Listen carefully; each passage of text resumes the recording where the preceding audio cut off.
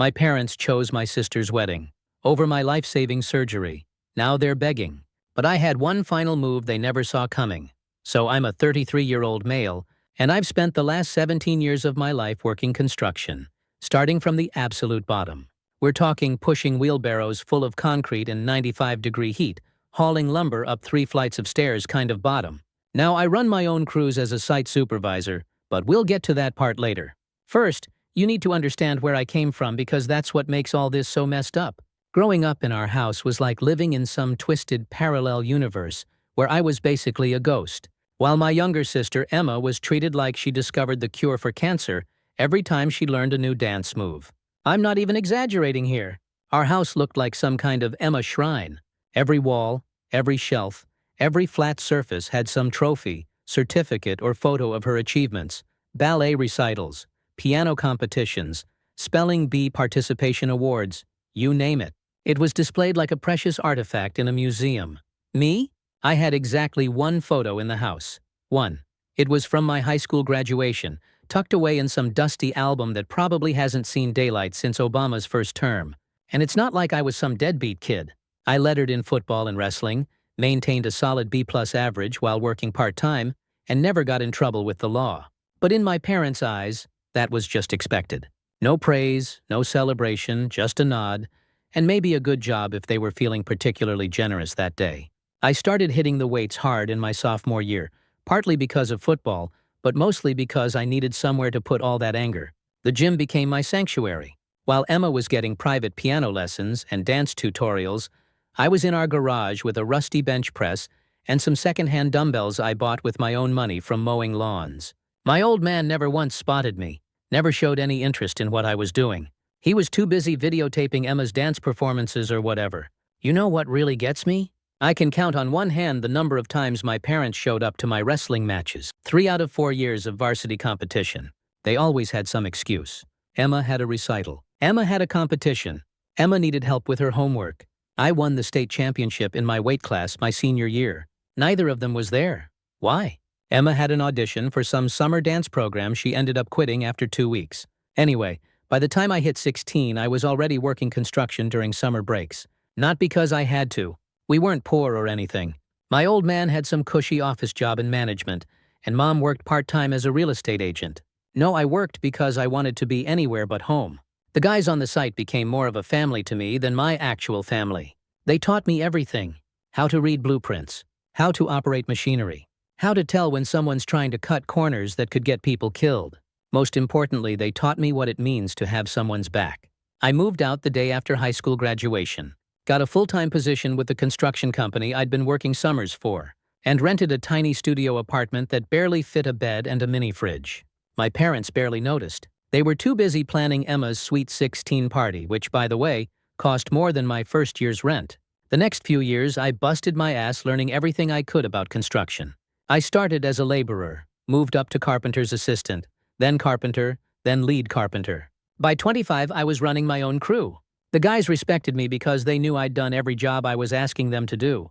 I wasn't some college boy with a clipboard telling them how to work.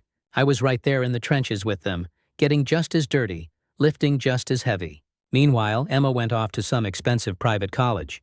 Guess who paid for that? She changed her major 3 times and finally settled on communications or marketing or some other degree. Every time she came home, it was like the second coming of Christ. Mom would cook these elaborate meals.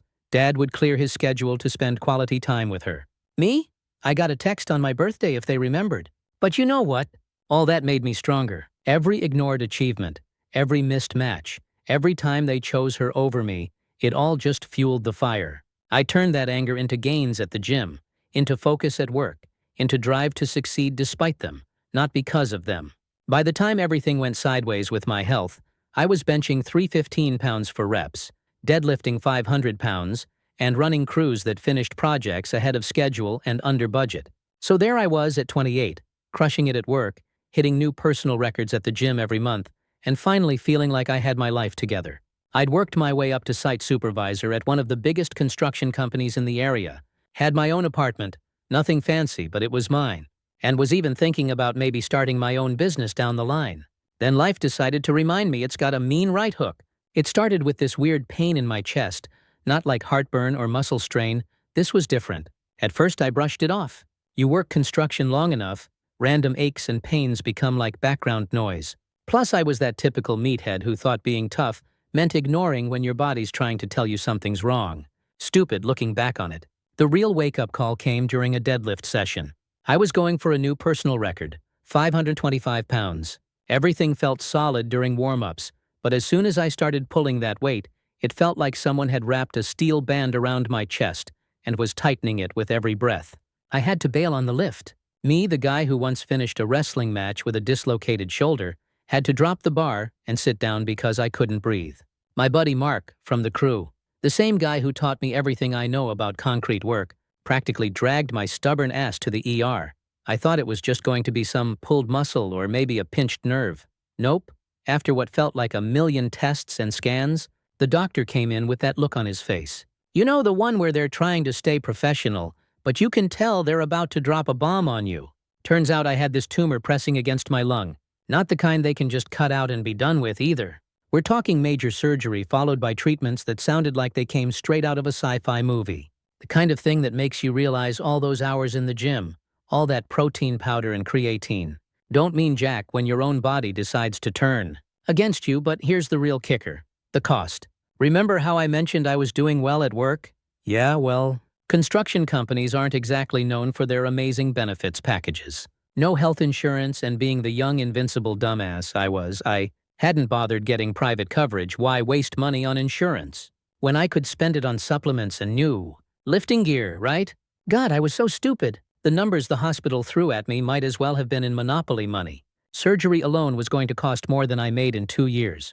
Then add in all the treatments, medications with names I couldn't even pronounce, follow-up care. We're talking enough money to buy a house in some states. And they wanted it up front, or at least proof I could pay. Welcome to American healthcare, right? I tried everything I could think of. First, I called every insurance company, but pre-existing conditions were still a thing back then. I looked into medical trials, but none were accepting new patients. I even checked out those medical tourism websites about getting treatment in Mexico or India, but the doctor shot that down real quick, saying I needed to start treatment like yesterday. My crew, man, those guys were amazing. Mark started a GoFundMe right away. The other guys were offering to donate vacation days, sick leave, whatever they could.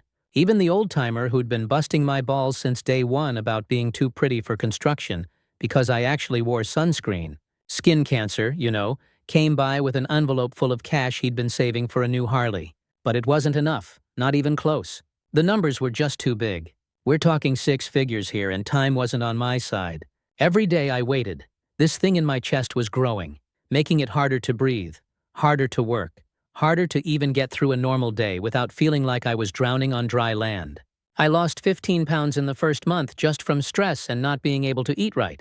I had to drop down to light duty at work because I couldn't handle the heavy lifting anymore. Every breath felt like I was trying to suck air through a coffee stirrer. Nights were the worst. Lying there in the dark, feeling this thing inside me, wondering if each breath might be the one where my lung finally gives out. That's when I made the hardest decision of my life. After years of being the independent one, be the one where my lung finally gives out, that's when I made the hardest decision of my life. After years of being the independent one, the one who never needed help, the one who'd built everything from scratch, I had to swallow my pride and go ask my parents for help. They weren't rich, but they had savings, good credit, a paid-off house. Plus, you know, they were my parents, the people who are supposed to have your back when shit hits the fan.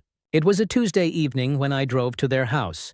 I remember that clearly because I'd just gotten my latest test results that morning, and the doctor was pushing hard for us to schedule the surgery as soon as possible. I'd lost another 10 pounds that month. My work jeans were hanging off me like I was some teenager trying to look cool. The chest pain was getting worse to the point where I had to take breaks walking up a single flight of stairs. Their house looked exactly the same as it always had. Real estate prices in their neighborhood had doubled since they bought the place. They were sitting on at least $500,000 in equity alone. I sat down in the chair across from them, trying to ignore how my chest felt like it was in a vice grip. I started explaining everything: the diagnosis, the timeline, the costs. I showed them all the paperwork from the hospital, the treatment plans, everything. I even had a letter from my doctor explaining how urgent this was. My hands were shaking the whole time, but not from the illness. It was the hardest thing I'd ever done, asking them for help. You know what they did while I was laying all this out? Mom kept glancing at her phone like she was waiting for a more important call. Dad just sat there with his arms crossed. That same look on his face he used to get when I'd tell him about my wrestling matches, like he was tolerating an annoying sales pitch. When I finally finished talking, there was this long silence, the kind that makes your skin crawl. Then Mom and Dad did this thing they always did, this little look between them, like they were having a whole conversation without words. Finally, Dad cleared his throat and dropped the bomb. "We can't help you with that, Jake. We've already committed our savings to Emma's wedding." I thought I'd misheard him at first, like maybe the tumor had spread to my brain or something. But no, he just sat there, looking at me like he'd told me they couldn't lend me $20 for gas. "The wedding?" I remember my voice cracking, not from emotion, from straight-up disbelief. "You're choosing a party over my life?" Mom jumped in then, all smooth and calm, like she was explaining something to a child. "It's not just a party, Jake. This is Emma's special day. We've already put down non-refundable deposits. The venue alone was $30,000. $30,000 for a venue. Meanwhile, I'm sitting there, literally dying, needing surgery that could save my life, and they're worried about their precious Emma's Instagram perfect wedding. I could die without this surgery." I said it slow, making sure they understood exactly what they were doing. "This isn't me asking for help buying a car or starting a business. This is life or death." Dad actually had the balls to shrug, like he was dismissing a waiter who'd brought him the wrong appetizer. "You've always been resourceful, Jake. You'll figure something out. This is Emma's time. We can't let her down." That's when it hit me. All those years of being the forgotten son, all those missed events, all those times they chose her over me. It wasn't just them being busy or distracted. They genuinely valued her happiness over my life. Their son could literally die, and they were more concerned about their daughter having the perfect wedding photos. I got up to leave, my legs barely holding me up. Mom actually had the nerve to say, "Don't be dramatic, Jake. There must be some payment plan you can work out with the hospital." Payment plan, like I was buying a dishwasher or something. The last thing I remember before walking out was looking at that wall of Emma's photos. All those smiling faces, all that money spent making sure their precious daughter had everything perfect. And there I was, their son, walking out of their house, knowing I meant less to them than a party. That was the last time I spoke to them for almost 5 years. The next few months after my parents chose a wedding over their son's life were pure hell. Not the metaphorical kind, I'm talking actual, physical, wondering if you'll wake up tomorrow kind of hell. But here's the thing about hitting rock bottom. Once you're there, you've got nothing left to lose. And sometimes that's exactly what you need to find out who you really are. The first thing I did after leaving their house was drive straight to work. It was already dark, but I knew Mark would still be there, finishing paperwork. The guy's been running night crew for 15 years. I found him in the site office, doing what he always does, cursing at Excel spreadsheets and drinking coffee that could strip paint. I told him everything.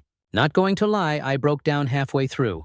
Here I am, 6'2", 220 pounds, well, more like 190 by then, crying like a baby in a construction trailer. Know what Mark did? Didn't say a word. Just got up, locked the office door, then picked up his phone and started making calls. By midnight we had a plan. Not a good one, but when you're drowning, you don't complain about the quality of the rope. The next few weeks were a blur of hospital payment negotiations, loan applications, and picking up every extra shift I could physically handle. The crew, my real family, stepped up in ways I still can't talk about without getting choked up. These guys, most of them living paycheck to paycheck themselves, somehow scraped together almost $15,000 for my treatment fund. Miguel Master Carpenter, who'd been sending half his paycheck to family, in Mexico handed me an envelope with $2,000 in cash, said his kids could wait another year for their PlayStation Big Pete, who everyone thought was just a stereotypical musclehead concrete specialist, turned out to be a whiz at organizing fundraisers. The man got the local gym to host a bench press competition, convinced local businesses to donate prizes, and raised another $8,000 in one weekend. But it still wasn't enough, not even close. The surgery alone was going to cost over $80,000, and that's before adding in all the other treatments. So I did what I had to do. I sold my truck, the one I'd spent 2 years restoring on weekends. I sold my custom gaming PC, sold every piece of gym equipment I owned, even sold my grandfather's watch, the only thing he'd ever left me. That one hurt the most. Meanwhile, I was still trying to work as much as possible, even though by this point I could barely make it through a 4-hour shift without feeling like I was breathing through a straw. The tumor was growing, pressing harder against my lung. Every breath felt like trying to inflate a balloon inside a box that's too small. I lost another 15 pounds, My work boots stopped fitting because my feet were swelling from the fluid retention. The worst part? Seeing Emma's wedding preparations all over social media. My parents were posting constant updates about venue tastings, flower arrangements, dress fittings. Each post was like a knife in the gut. The flower budget alone could have covered one of my chemotherapy sessions. The designer dress they bought her probably cost enough to pay for my first round of treatment. Then came the wedding invitations. Well, not to me, obviously. I heard about them from a cousin who still talked to me. Apparently they were these elaborate things with gold foil and custom calligraphy, cost like $15 per piece. They ordered 200 of them. Do the math on that one. $3,000 on paper that most people would throw away while their son was working security shifts at a warehouse between his regular job, barely able to breathe. But here's where the story takes a turn you might not expect. Remember that GoFundMe that Mark started?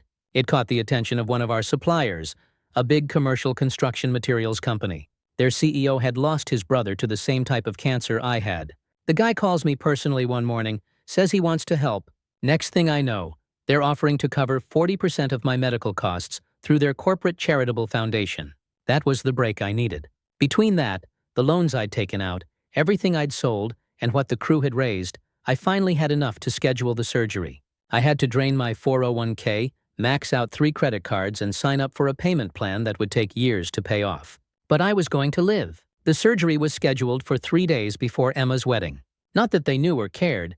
They were too busy with final dress fittings and rehearsal dinners. I went into that operating room alone. Well, not really alone. Mark took the day off to drive me there. Miguel's wife made me a care package of homemade tamales for after the surgery. Big Pete organized the crew to cover all my shifts for the next month. You want to know true family? It's not the people who share your DNA. It's the guys who work overtime so you can make rent while you're recovering. It's the rough-handed carpenter who sits in the hospital, another month recovering at home. The crew took turns checking on me, bringing food, helping with basic stuff I couldn't do while I was healing. Not once did my phone ring with a call from my parents or Emma. They were probably too busy posting wedding photos on Instagram. Recovery was a bitch. Anyone who's been through major surgery knows what I'm talking about. That feeling where even breathing feels like you're learning a new skill. But here's the thing about hitting bottom. Once you start climbing back up, you realize just how strong you really are. And man, did I climb. The first few months were rough. I lost most of my muscle mass. Couldn't lift more than a gallon of milk without feeling like my chest was going to explode. But you know what? Every morning I woke up breathing was a middle finger to the people who'd left me for dead. I started small, walking to the mailbox, then around the block, then actual cardio. I rebuilt myself one painful step at a time. Mark and the crew kept me on light duty, mostly supervising and doing paperwork. It wasn't much, but it kept me in the game. I started learning the business side of construction, contracts, bidding, project management. Turns out, when you can't lift heavy anymore, your brain starts working overtime. Who knew? About a year after the surgery, I got an unexpected call from that CEO who'd helped with my medical bills. The guy wanted to meet for coffee. I figured he was just checking up on his investment, making sure I hadn't died or whatever. Nope. Turns out he'd been watching how I handled everything. The recovery, the work, the crew management. He offered me a position as a project manager for their commercial division. Better pay, full benefits finally, and most importantly, a chance to learn how the big boys play. I took that opportunity and ran with it like I was being chased. I spent the next few years absorbing everything I could about commercial construction. Nights, weekends didn't matter. While Emma was posting about her perfect suburban life, and my parents were bragging about their country club membership, I was building something real. I started small at first, took some of the smaller projects nobody else wanted. You know, the ones where the margins are tight, and you've got to get creative. I learned every trick in the book about maximizing efficiency without cutting corners. My crews loved me because I'd actually been in their boots, knew what it's like to bust your ass in 100-degree heat for minimum wage. By year 3, I was handling multi-million-dollar projects. Remember that tumor that nearly killed me? I used that experience to specialize in medical facility construction. Turns out, hospitals love working with someone who understands their world from both sides. I started making connections, building relationships, the kind of networking you can't fake because it comes from shared experience. Then I got the project that changed everything. A $50 million medical center renovation, the biggest job I'd ever managed. I spent 6 months planning it down to the smallest detail. The project was a massive success, came in under budget and ahead of schedule. It got written up in some industry magazines, won a few awards. Suddenly, I wasn't just some construction guy anymore. I was an innovative voice in medical facility design or some shit like that. I started getting calls from other healthcare systems wanting to work with us. Meanwhile, life at home got better too. I met Sarah at a supplier conference. She runs a commercial electrical contracting company. The first woman I'd ever met who could talk about load-bearing calculations and still make me laugh so hard my chest hurt. In a good way this time.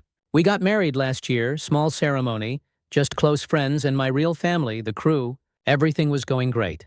Then about 6 months ago, I started hearing rumors through the industry grapevine. Remember that fancy country club my parents were so proud of belonging to? Turns out Dad had gotten involved in some real estate investment scheme with some other members. You know the type, promise huge returns, minimal risk, all that bullshit. Only this time, it wasn't just their membership dues they'd invested. They'd mortgaged their house, cashed out their retirement accounts, the whole 9 yards. The first sign something was wrong came when they suddenly started selling off their toys. Dad's precious golf club membership? Gone. Mom's brand new luxury SUV? Traded in for a used Honda? Their regular spots at all the charity galas and social events? Mysteriously empty. But the real shit didn't hit the fan until last month. I got a call from a number I didn't recognize. Almost didn't answer it. I was in the middle of reviewing bids for a new project, wish I'd let it go to voicemail. It was my mother's voice, sounding small and desperate in a way I'd never heard before. Jake, we need to talk. It's important. That phone call from my mother. Turns out their small financial trouble was more like the Titanic after meeting that iceberg. The investment scheme Dad got involved with wasn't just bad, it was catastrophically, criminally bad. Like FBI investigating the whole thing bad. They'd sunk everything they had into it. Their retirement savings, their home equity, even took out additional loans using their house as collateral. All gone, but here's where it gets interesting. Their first move wasn't to call their precious Emma, their golden child, their perfect daughter, the one they'd chosen over my literal survival. Nope, they called me, the forgotten son, the one they'd left to rot when he needed them most. Because Emma? She'd already turned them down hard. See, about a week before they called me, they'd shown up at Emma's McMansion in her fancy to rot when he needed them most. Because Emma? She'd already turned them down hard. See, about a week before they called me, they'd shown up at Emma's McMansion in her fancy gated community, the same house. They'd helped her and her lawyer husband buy with a massive down payment while I was still paying off my medical bills, by the way. They'd packed up some suitcases thinking they could just move in with their precious daughter until things sorted themselves out. Want to know what their perfect princess did? Had her husband answer the door? This guy, this corporate lawyer who'd spent the last 5 years kissing their asses at every family gathering, looks them dead in the eye and says, "We can't risk having your financial problems affect our children's future." Then he hands them a business card for a bankruptcy attorney and closes the door in their faces, while Emma watched from the window. The same daughter they'd spent hundreds of thousands on, private school, dance lessons, college, that ridiculous wedding, wouldn't even let them sleep on her couch. The same parents who'd chosen her wedding over their son's life were now standing on her doorstep with nowhere to go, and she treated them like door-to-door salesmen. Mom told me all this through tears when she finally broke down and called me, not because she felt bad about what they'd done to me. No, she was just desperate. They were 3 months behind on their mortgage. The bank was starting foreclosure proceedings. Dad's precious Mercedes had already been repossessed. All their friends from the country club had suddenly stopped returning their calls. "We don't know what to do, Jake," she sobbed into the phone. "We've tried everything. We need help." I sat there in my office, my nice big corner office with a view of the city, listening to her cry.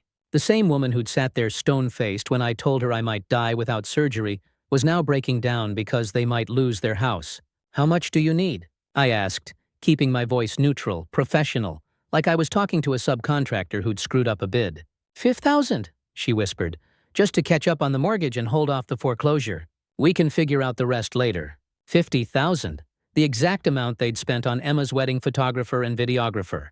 I remember seeing the photos they'd hired some famous Instagram guy who usually did celebrity weddings. Got a whole team of videographers too, with drones and everything. Real artistic. "What does Emma say about all this?" I asked, even though I already knew there was a long pause. She says they're investing in their children's future, that they can't risk their financial stability. "But Jake," she added, "we're your parents. We raised you, I cut her off. "Like you raised me when I needed surgery? When I was literally fighting for my life? That was different," she snapped, sudden anger replacing the tears. "That was an emergency. We had commitments. An emergency? I felt my voice rising. I could have died, Mom. Actually died. But you had commitments to Emma's wedding, and now you're calling me because she won't help you. That's when Dad got on the phone, still trying to sound authoritative, like he had any power left in this situation. Now listen here, son. What's past is past. We need to think about the future. About family. Family. There was that word again. The same one they'd thrown around when they needed something, but conveniently forgot when I was the one in need. Tell me something, Dad, I said, leaning back in my chair. When Emma turned you away, when her husband handed you that bankruptcy attorney's card, did it hurt? Did it feel like someone had ripped your heart out? Like the person you'd given everything to just didn't care if you lived or died? The silence on the other end was deafening. The morning after that phone call from my parents, I had a lot to think about.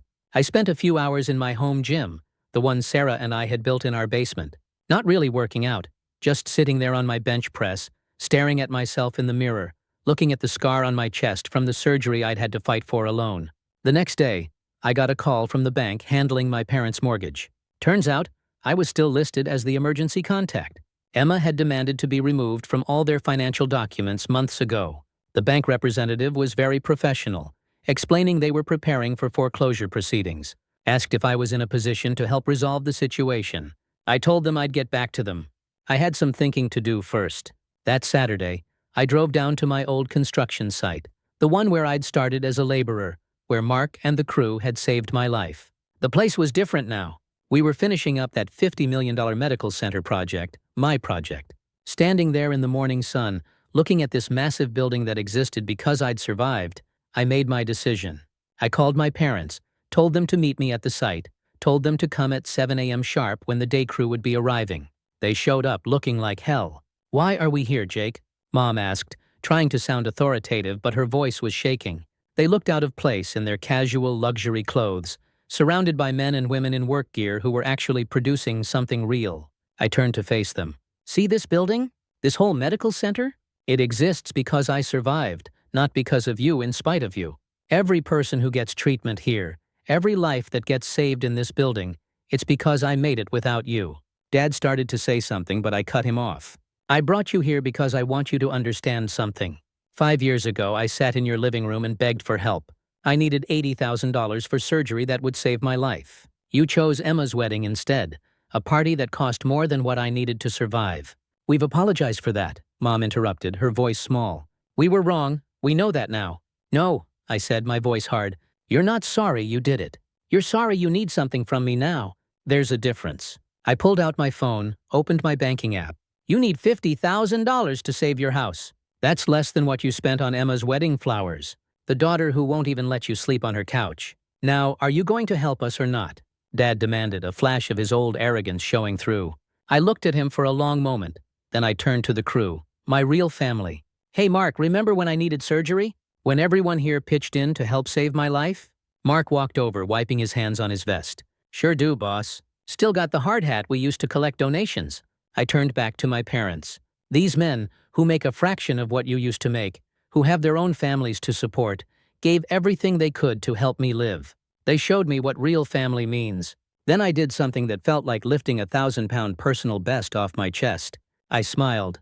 "The answer is no. I'm not giving you a cent. Not for the house, not for anything, ever." Mom started crying. Dad's face went red. "We're your parents. You can't just, I cut him off. And I am. You know what the difference is between you and Emma? Nothing. You're exactly the same. You only care about people when they're useful to you. The moment they need something, you throw them away." I gestured to the medical center rising behind me. "I built something real here. Something that helps people. While you were throwing parties and playing golf, I was creating something that matters. And I did it without you. Where are we supposed to go?" Mom sobbed. "We'll be homeless." I shrugged. "You'll figure it out. You're resourceful. Isn't that what you told me when I was dying?" I started walking away then, but turned back one last time. "Oh, and Dad? Remember what you said about family helping family? You were right. Family does help family. You're just not my family anymore." I left them standing there in the dust of my construction site, surrounded by the men and women who'd shown me what real family means. I went up to my office and watched through the window as they got in their beat-up Honda and drove away. That was 2 months ago. They lost the house last week. Emma's still not taking their calls. Last I heard, they're living in some extended stay motel, trying to figure out what to do next. Their country club friends have all disappeared. Their golden child wants nothing to do with them. And me. I just signed a contract for another medical center project, bigger than the last one. The crew's still with me, every single one of them. Sarah's pregnant with our first kid. Life's good. Sometimes karma takes her time, but when she finally shows up, she makes sure to finish the job right.